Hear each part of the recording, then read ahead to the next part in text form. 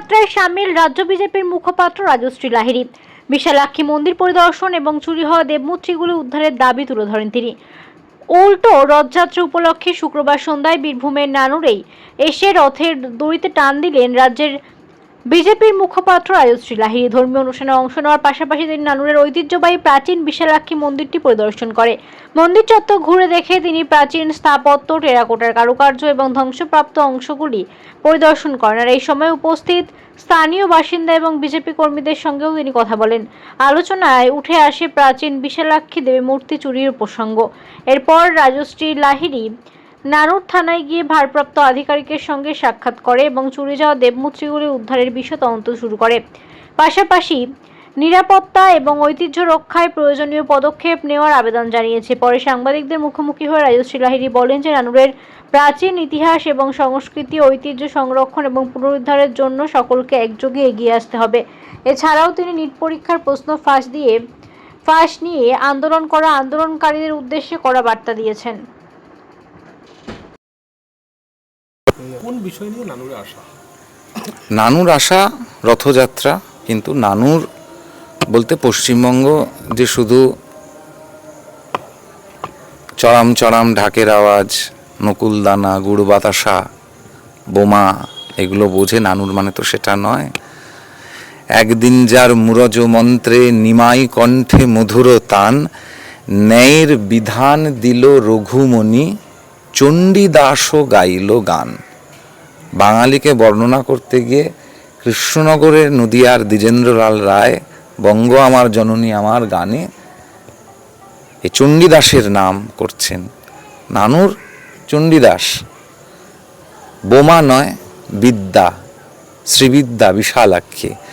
এটা পশ্চিমবঙ্গকে, বাঙালিকে আরেকবার স্মরণ করিয়ে দিতে হবে। এএসআই এর বোর্ডস আমরা দেখছি, এই যে বিরাট বড় ইতিহাস, বীরভূমের নানুরের এই মন্দিরগুলি প্রাচীনত্ব এবং এর মধ্যে থাকা ভগ্ন বিগ্রহগুলি যে ডেলিবারেটলি আঘাত করে ভেঙে ফেলা হয়েছিল, হোসেন শাহ, ইলিয়াস শাহ থেকে আরম্ভ করে সালতানাত, সুবে বাঙ্গালের সালতানাতে শাসনে, এগুলো পশ্চিমবঙ্গকে জানাতে হবে।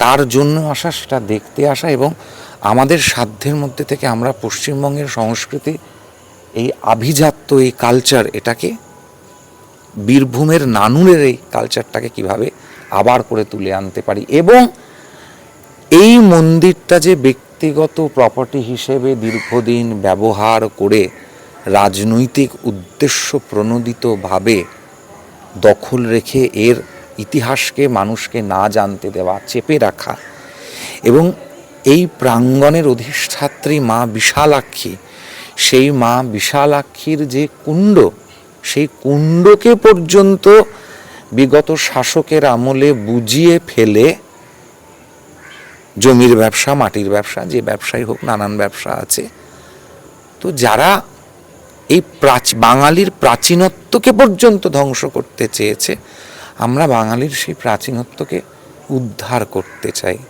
গোটা বিশ্বের দরবারে আমরা তুলে ধরতে চাই। এবং যে সমস্ত মূর্তিগুলি এখান থেকে চুরি হয়েছে বিভিন্ন সময়, মূল মা বিশালাক্ষীর মূর্তি যেটি চুরি গিয়েছিল, আপনারা সকলেই দেখেছেন যে 14 সালের পরে নরেন্দ্র মোদী ক্ষমতায় আসার পর বিশ্বের বিভিন্ন প্রান্ত থেকে বহু আর্টিফ্যাক্টস, বহু প্রাচীন মূর্তি ভারতবর্ষে ফেরত নিয়ে আসা হয়েছে, ভারতবর্ষে ফেরত পেয়েছে তার সম্পদকে।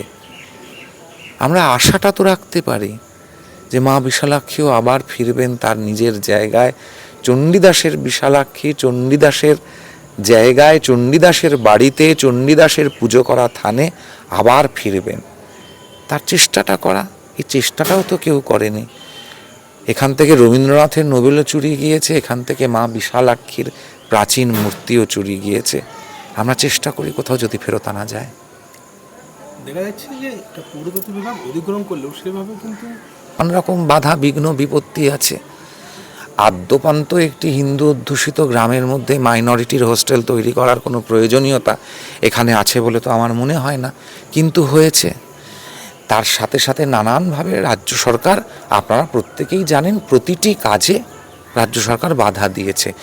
কারণ ফেডারেল স্ট্রাকচারে আর্কিওলজিক্যাল সার্ভে অফ ইন্ডিয়া হলে পরে সেখানে রাজ্য সরকারের একটা সহায়তার প্রয়োজনীয়তা পড়ে, পুলিশের সহায়তার প্রয়োজনীয়তা পড়ে, প্রশাসনের সহায়তার প্রয়োজনীয়তা পড়ে। যদি কেউ সেটা না পায় তাহলে সে কাজটা করবে কিভাবে? ডবল ইঞ্জিনের সরকার তো আমরা এই কারণেই বলেছি, এবং সেই কারণেই আমার ভাই পল্লব, দিগন্ত এরা যখন বলল এখানকার কথা, আর বীরভূমের সঙ্গে আমাদের একটা পারিবারিক সম্পর্ক আছে তারাপীঠের মাধ্যমে, তাই ছুটে দেখতে আসা। আজকে রথযাত্রা, একটি বার্তা দেবেন। রথযাত্রার বার্তা একটাই, মহাপ্রভু চৈতন্যদেবের মাটি পশ্চিমবঙ্গ, মহাপ্রভু চৈতন্যদেব জগন্নাথ মাহেশ জালালপুর, মালদার জালালপুর যখনই রথ, তখন শুধু পুরী নয়, তখন পশ্চিমবঙ্গে মহাপ্রভু চৈতন্যদেব, তখন শ্রীরামপুর রিষড়ার মাহেশ এবং মালদার সুজাপুরের জালালপুরের রথ। এবং আন কেটে দেখি কাজীর মাথা, ইলিয়াস শাহ হোসেন শাহর আদেশ অগ্রাহ্য করে রথের রশ্মিতে টান দিয়ে বঙ্গভূমিতে রথ টেনে নিয়ে যাওয়া মহাপ্রভু চৈতন্যদেব। বাঙালিকে তার নিজের সত্তা, বাঙালিকে মহাপ্রভু চৈতন্যদেবের সংগ্রাম, রথ কেন্দ্রিক সংগ্রাম, সেটা স্মরণ করিয়ে দেওয়া। এবং জগন্নাথ তিনি যে সবার, এটাও স্মরণ করিয়ে দেওয়া। জগন্নাথ মহাপ্রভু চৈতন্যদেবের, আবার জগন্নাথ ভক্তরাজ শালবেগের, জগন্নাথ ভক্ত কালে খানও। তবে কালে খান হতে হবে, শালবেগ হতে হবে।